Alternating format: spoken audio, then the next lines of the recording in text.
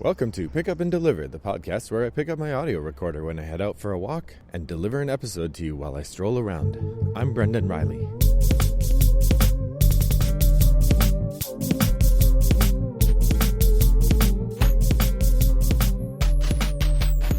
Well, good morning, listeners. It is a beautiful Monday morning here in suburban Chicago. The houses are flying up across the street. We've got another one they framed out over the weekend or late last week's that is looking, it's amazing how quickly they go from a pile of foundation stones to a pretty solid looking house. Well, today, while I'm out on my walk, I thought I would talk to you a little bit about solo gaming. This seems like the topic du jour. Every podcast I've been listening to lately is either talking about playing games on Tabletop Simulator or talking about solo gaming. So I feel a little derivative doing it, but I did have an interesting solo play experience this weekend, so I thought I would talk about the kind of solo gaming I've been doing and the kind that I enjoy. I just realized I left one type off. Oh well, my list. Hopefully I'll remember to say it.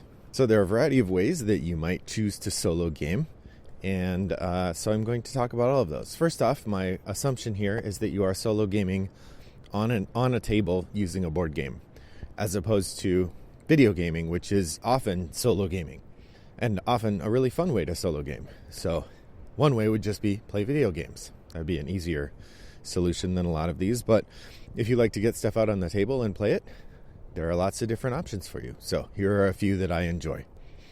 The first type of solo gaming I enjoy is games that are actually made to be played solo. I don't have a ton of these, but I have a few. I've heard they're good, so I pick them up and then I enjoy them and they become a kind of regular for me or a staple. So basically what I'm going to do is talk about each type of solo game that I'm built a category around in our conversation, and then I'll explain a couple games from that category that I have and enjoy. So the first, like I said, is a solo game. These are games designed to be played by yourself. And the three that I would point out as games I enjoy from that category, the first is Randomizer. I've mentioned this a number of times. It's a card game with a kind of surreal theme about venturing into dreams or something. It's eminently replayable, an interesting mix of tactical decisions and randomness. So sometimes you lose just because you got a bad set of card draws, but you get a lot of choices in the decisions you're making as you go. That's Randomizer. I've also played Castilian, and there are like 3 more games in that series, which I hear are all pretty good, or good in varying degrees. Arion apparently is very good and now really hard to find because it got a good review on Shut Up and Sit Down, which good for them, but that's a bummer for me. Not that I was going to buy it anytime soon, but you know how that goes. Another solo game that I've enjoyed playing a few times is Hostage Negotiator. Now, this one is interesting because it really is very luck dependent. You have to roll dice to resolve the actions, and I'm not as big a fan of that because sometimes you just get hosed by the dice. That said, the fun of the game is pretty strong. The game is about being a hostage negotiator, and there's all these little scenario cards, and each one has some requirements for you to outwit the hostage taker. There's an element at which you choose to spend some of the bonuses you have to mitigate poor dice rolls, and then you roll your dice to see how well you did in talking to them with a certain strategy. It's interesting, a nice little knife edge balance your approaches kind of game. I've played maybe a handful of times. And then the third one is a bit bigger experience. This is Nemo's War. I got this last year at Gen Con and I've played it a couple times. It's pretty good. You play Captain Nemo sailing around the world's oceans, blowing up ships because colonialism, and you hate colonialism. And you have a variety of different goals in the game. I've played a couple times, and the first time I played I thought I did pretty well. I got like 180 points, and then the rulebook said you lose because you need like 200 points to win even on the easiest scenario. So I have a long way to go in learning that game. I've played it twice. I thought it was pretty good. Unfortunately I've put it away long enough now I'd have to reread the rulebook. I don't remember it being that hard to learn, but it's certainly not simple. Nonetheless, it looks great on the table. Definitely a good game to play if you have some time to set out a big table. So those are solo games that are designed to be played by yourself. The next category of game I would point to are adventure games or cooperative games that you can play solo without changing the way the game works at all, except how many people you're sitting around the table with. Now, I haven't done a ton of this for most of these games. So, Pandemic, you could play by yourself. Horrified, you could play by yourself. Any of these games where you have a group of people and you're working together to do something, and the game doesn't require that you have hidden information from one another, you could play those solo. The one game that I've done this very much with is Arkham Horror, the card game. Arkham Horror, the card game, is a cooperative game where you are working with another person to solve mysteries and hopefully not get killed all the time. When I first started playing it, I played it solo for a while, two-handed. I would make two characters and I would play the adventures. Then I did introduce it to my wife and she thought it was pretty fun. So we played together for a while and that was a good time. I'm thinking that's a game we're going to bust out again this summer. I would love to get it back to the table. I'm going to rebuild our decks. And I heard an interesting variant online. There's often discussions about how the game is brutally hard and it's not. It's too hard to be fun for a lot of people. And that, for us, that it borders on the case sometimes. And I heard if you just give yourself 4 actions per turn instead of 3, then it's a lot more fun. And I'm like, hey, that sounds pretty good. So I think that's what we'll try next time. The nice thing about a co-op game or a solo game is if you want to tweak the rules and try a different rule set, who cares? Go for it. It's your game. And you can do that in a competitive game too. But since winning is at stake and it's winning against another player, when you tweak the rules arbitrarily, you're more likely to screw something up. So anyway, so far I've covered solo, and games that you can play solo instead of cooperatively. And I want to talk about 3 other modes of gameplay that are designed for solo play, but work differently than the ones I've talked about here. The first is not too different than the cooperative mode I just talked about, and this is playing for points.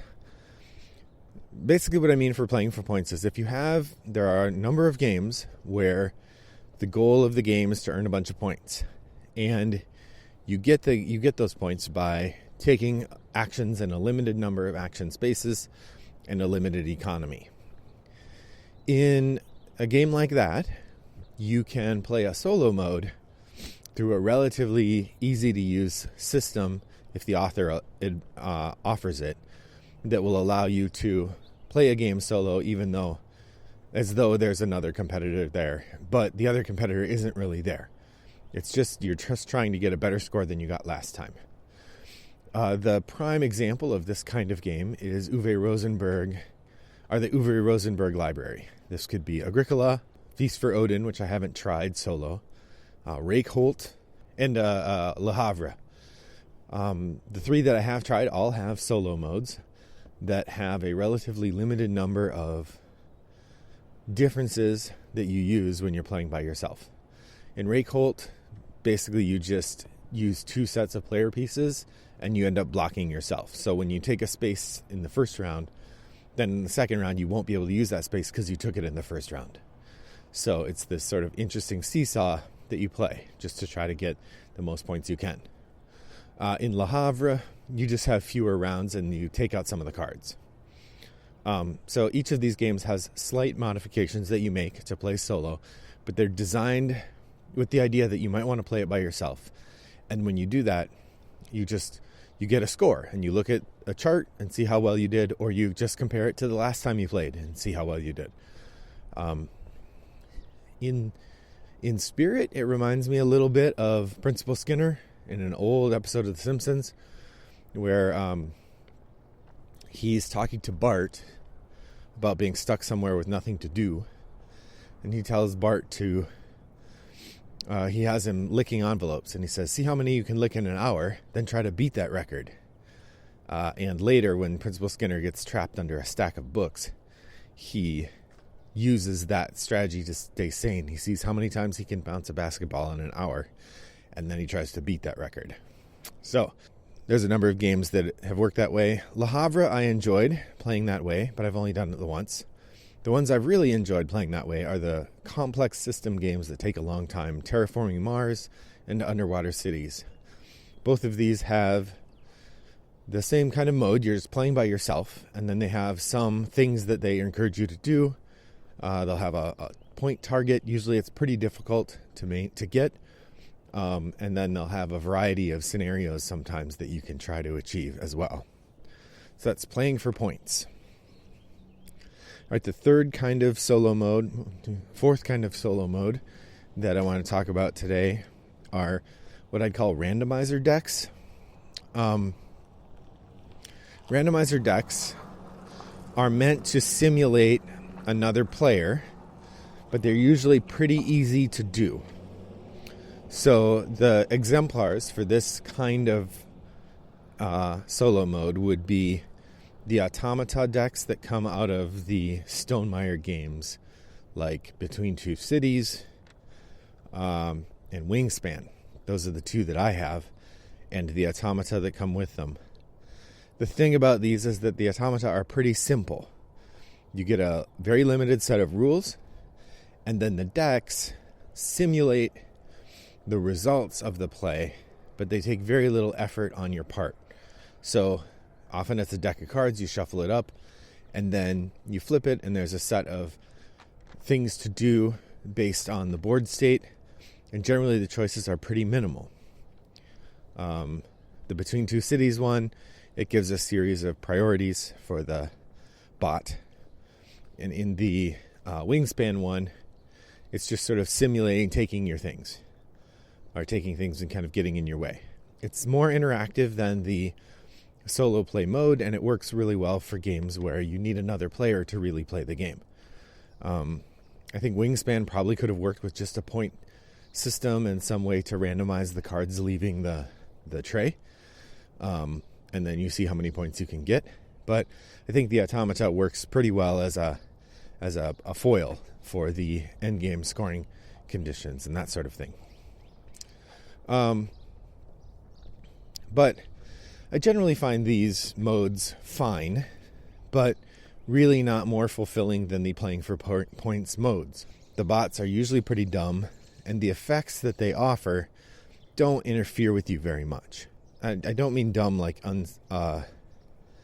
not well made. I really appreciate the effort that goes into making these sorts of things, and the trade-offs that they make in creating very accessible, very usable modes, because these certainly are usable. Maybe you have to read a page of rules, but playing with the automata mode, for most of the ones I've played that have this kind of mode, is pretty easy. It doesn't take a ton of work, and the outcome makes it easy to play solo. Once you know how to play the game, playing solo with the automata, it's maybe 10 minutes of extra work to figure out the deck and figure out how it works, and then you're good to go. So like I said, Wingspan is my best example of that kind of automata mode. Now the last kind of solo play that I wanted to talk about here is actually my favorite, but it's also the most arcane and awkward. And this is the solo bot. The solo bot in the mode, I guess the mode of David Turczi. David Turczi is, of course, a hot designer right now. He was the lead designer on Anachrony. He did solo modes for Tricarion and Cerebria, and actually Trismegistus, which I mentioned earlier. He was the lead designer on Dice Settlers, which also has a very good solo mode. I'm sure Welcome to Dino World has a solo mode. I haven't examined that yet. But his solo modes tend to be arcane and complex. In particular, the two I'm most familiar with, although I did try the Trismegistus one, the two I'm most familiar with are Anachrony and Cerebria, but I did get to try the Tricarion one this weekend. And all three of those, I would say, although the Anachrony one, the original one was the least complex in terms of learning it.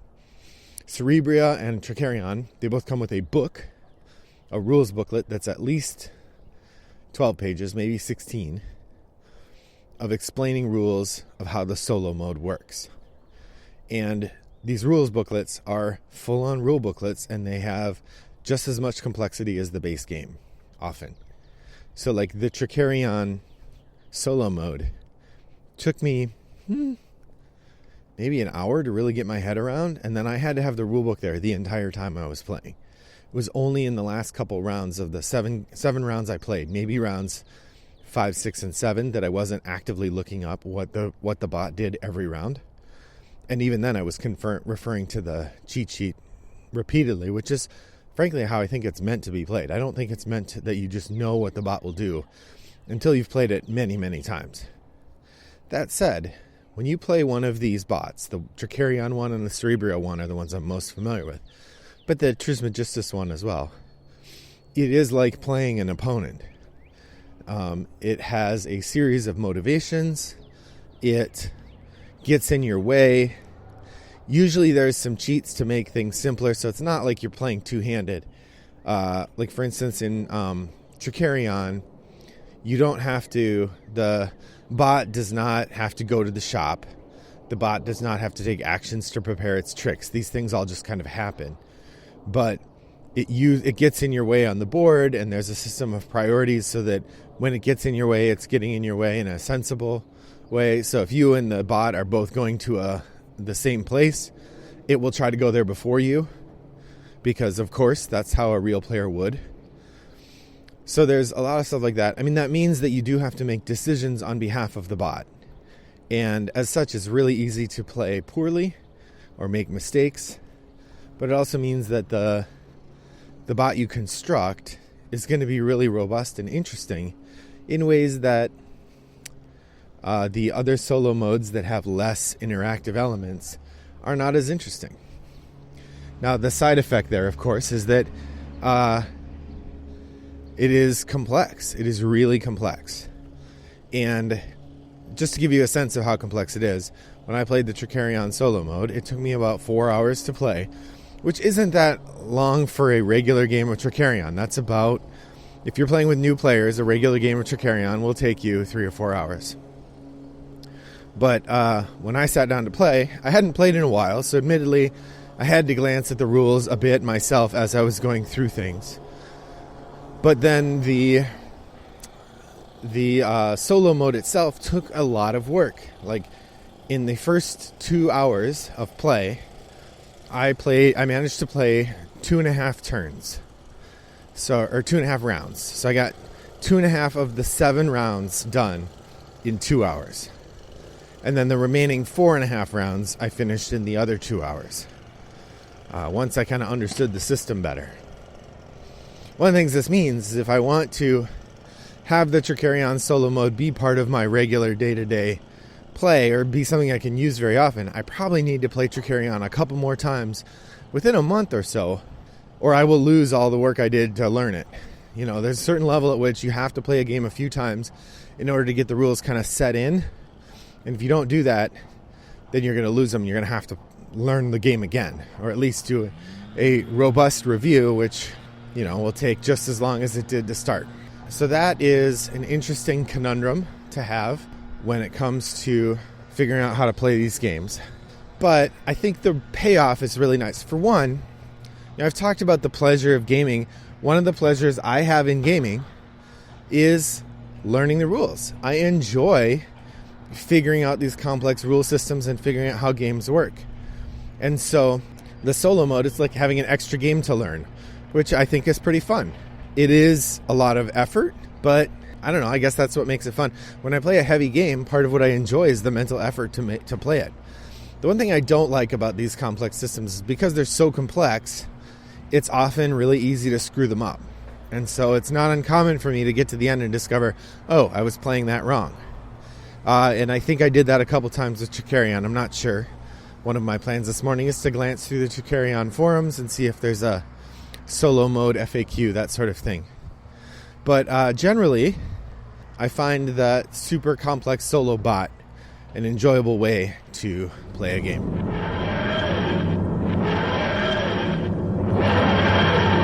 Future Brendan here.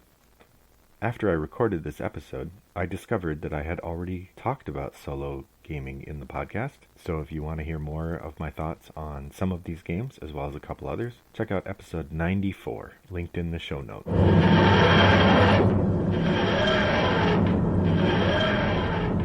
So, having said that, I'm curious, what are your preferred ways to play solo games? Of these 5 versions I've offered, the solo game, the co-op game played solo, the playing for points, the, let's say, simple bot, and the elaborate bot, where do you fall in the realm of solo games? Or perhaps you don't play them at all.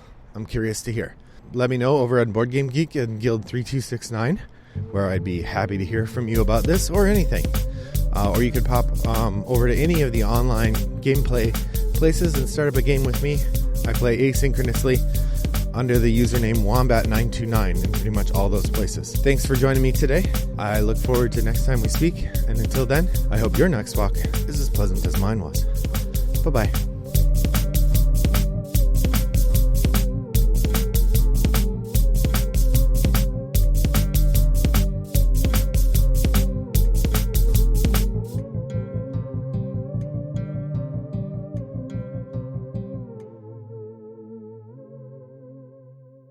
Brought to you by Rattlebox Games.